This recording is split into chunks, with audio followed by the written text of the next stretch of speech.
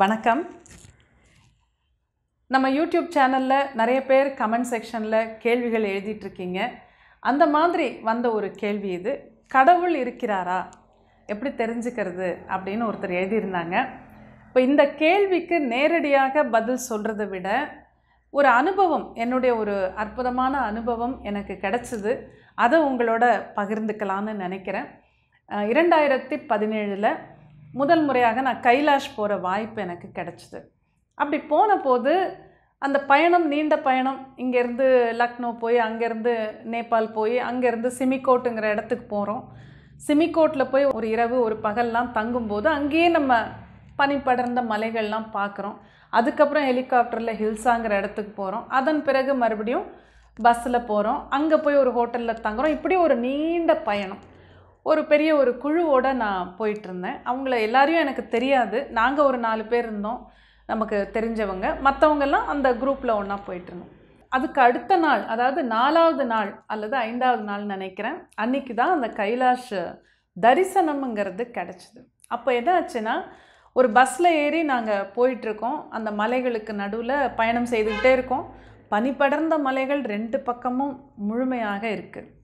இப்போ நம்ம எப்போ கைலாஷ் பார்க்க போகிறோம், அந்த கைலாச மலையை நம்ம எப்போ பார்க்க போகிறோம், சிவனை எப்போ தரிசிக்க போகிறோம், மனசு அப்படியே ஒரு அது சொல்ல முடியாத ஒரு நிலை, அந்த எதிர்பார்ப்போடு இருக்கும்போது திடீர்னு நாங்கள் அனௌன்ஸ் பண்ணுறாங்க, ஃபர்ஸ்ட் தர்ஷன் ஆஃப் கைலாஷ் அப்படின்னு. அப்படியே ஒரு புல்லரிக்குது. பஸ்லேருந்து இறங்குறோம். இறங்கி எல்லாரும் வெளியில் ஓடுறோம். அங்கே பஸ்ஸை நிறுத்திட்டாங்க. அந்த இடத்துல பார்க்கும்போது முதல் தரிசனம் கைலாஷ் அங்கே தான் நமக்கு கிடைக்கும். அப்போ அந்த மலையை பார்த்த உடனே அப்படியே கண்ணீர் பொங்குது.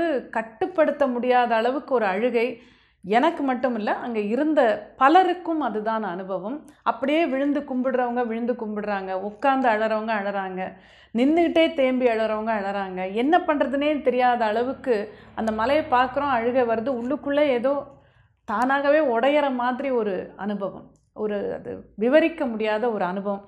அதனால தான் நம்ம சித்தர்கள் சொன்னாங்க போல இருக்கு, அந்த கண்டவர் விண்டிலர் விண்டவர் கண்டிலர் அப்படிங்கிற. ஏன்னா அதை விவரிக்கிறது அவ்வளோ கஷ்டமாக இருக்குது. ஆனால் மிகப்பெரிய அனுபவம். அந்த கைலாச மலையை நம்ம பார்க்குறோம். எத்தனையோ ஃபோட்டோஸ் பார்த்துருக்கோம், எவ்வளவோ யூடியூப்பில் பார்த்துருக்கோம் அதுக்கு முன்னாடி. ஆனால் அங்கே நேராக போய் பார்க்கும்போது இருக்கிற அனுபவம்ங்கிறது விவரிக்கவே முடியாத அனுபவம்.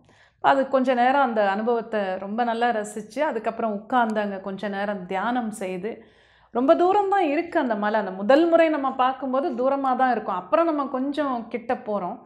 இருந்தாலும் அங்கே உட்காந்து தியானம்லாம் பண்ணி அற்புதமான அந்த சக்தியை உணர்ந்து அதெல்லாம் முடித்து திரும்ப எல்லோரும் பஸ்ஸில் ஏறினோம். ஏன்னா அதுக்கப்புறம் அந்த மானசரோவர் ஏரியை பார்க்க நம்ம போவோம், அதை சுற்றி வருவோம். அதுக்காக கிளம்பி பஸ் போயிட்டுருக்கு.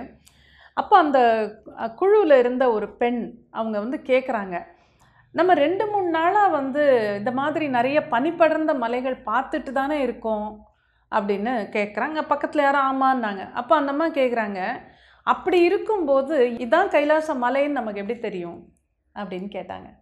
எனக்கு அப்படியே ஒரு நிமிஷம் என்ன இப்படி கேட்குறாங்களேன்னு தோணுச்சு. யாருமே பதில் சொல்லலை. அப்படியே ஒரு அமைதி அந்த பஸ்ஸில். அப்போ நான் அந்த அம்மா திரும்பி பார்த்து கேட்டேன், ஏம்மா 2-3 நாளாக அந்த பனி படர்ந்த மலைகள் நிறைய பார்த்துக்கிட்டே வரோன்னு சொன்னீங்க, அது உண்மைதான். அந்த மலைகளெல்லாம் பார்க்கும்போது உங்களுக்கு ஏதாவது உணர்வு தெரிஞ்சுதான்னு கேட்டேன். அந்த அம்மா சொன்னாங்க, எனக்கு ஒன்றும் தெரியல, எல்லாம் ரொம்ப அழகாக இருக்குது, அவ்வளோதான் அப்படின்னாங்க.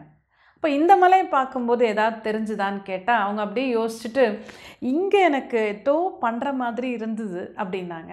அப்போ நான் சொன்னேன், அதுதான் வித்தியாசம். அந்த மலைகளுக்கும் இந்த மலைக்கும் ஒரு வித்தியாசம் உங்களால் உணர முடிஞ்சது இல்லையான்னு கேட்டேன். இது ஏன் இந்த அனுபவத்தை உங்களுக்கு சொல்கிறேன் அப்படின்னா, அந்த கடவுளை நாம் பார்க்கணும் அப்படின்னு ஒரு ஆசை வருது. கடவுளை உணரணும் அல்லது பார்க்கணும் அல்லது எக்ஸ்பீரியன்ஸ் பண்ணணும்னு அந்த ஆசையில் தான் எல்லோரும் கைலாசத்துக்கு நம்ம போகிறோம். அப்படி போகும்போது ஒரு முழு அர்ப்பணிப்போட, ஒரு முழு பணிவோட, ஒரு சரண்டரோட, சிவனே எப்படியாவது உன்னுடைய தரிசனம் எனக்கு கிடைக்காதா அப்படிங்கிற ஒரு உணர்வோடு போனோமானால் நிச்சயமாக அந்த மலையை பார்த்த உடனே நமக்குள்ளே நாம் அப்படியே உருகி போகிறது நமக்கு தெரியும். அந்த சிவனுடைய தரிசனம்தான் அதுங்கிறது யாரும் நமக்கு சொல்ல வேண்டியதில்லை. நிச்சயமாக நம்மளால் புரிஞ்சிக்க முடியும். விளக்கங்கள் தேவையில்லாத ஒரு நேரம் அது. ஆனால் அங்கே போய் நின்று கூட, இப்போ இந்த கேள்வி கேட்டவங்க மாதிரி அங்கே போய் நின்று கூட, இது எந்த மலை, இந்த மலை தான் கைலாச மலையா, இத்தனை மலை இருக்கேன்னு ஒரு கேள்வி வருது அப்படின்னா, மனசுக்குள்ளே வந்து எந்த மாதிரி ஒரு எண்ணத்தோடு அந்த பயணத்தை துவங்கியிருப்பாங்கன்னா, கைலாசத்தில் என்ன தான் இருக்குது, எல்லாரும் போகிறாங்களே நம்மளும் போய் பார்க்கலாம், அந்த மாதிரி எண்ணத்தோடு வரும்போது அந்த சிவன் நம்ம முன்னாலே வந்து நின்னா கூட நம்ம கண்ணுக்கு தெரியாது, அந்த அனுபவமும் கிடைக்காது. அதனால் கடவுள் இருக்கிறாரா அப்படின்னா அவர் இருக்கார். ஆனால் நம்மளால் உணர முடியுதா அப்படிங்கிறது தான் கேள்வி. நாம் அவரை உணரணும், நாம் அவரை பார்க்கணுன்னா மனசுக்குள்ள அந்த அர்ப்பணிப்பு, அந்த பணிவு இது இருந்ததுன்னா கைலாசத்துக்கு போனாலும் சரி, ஏதாவது ஒரு கோவிலுக்கு போனால் கூட உங்களால் பார்க்க முடியும். அப்படி இல்லைன்னா வீட்டில் உட்கார்ந்து தியானம் பண்ணாலோ பூஜை பண்ணாலோ கூட அந்த உணர்வு நமக்கு கிடைக்கும். அதனால் இறைவனுடன் தொடர்புங்கிறது இறைவன் நமக்கு கொடுக்குற ஒரு வரம் தான், இல்லைன்னு சொல்லலை. ஆனால் அவர் அந்த வரத்தை கொடுத்தாலும் கூட அதை பெற்றுக்கொள்வதற்கு தகுதியானவராக நம்மை நாம் மாற்றிக்கொள்ள வேண்டும். அந்த நிலைக்கு நம்மளை கொண்டு போயிட்டோம்னா தான் அந்த உணர்வுகள், அந்த அனுபவங்கள் நிச்சயமாக நமக்கு கிடைக்கும்.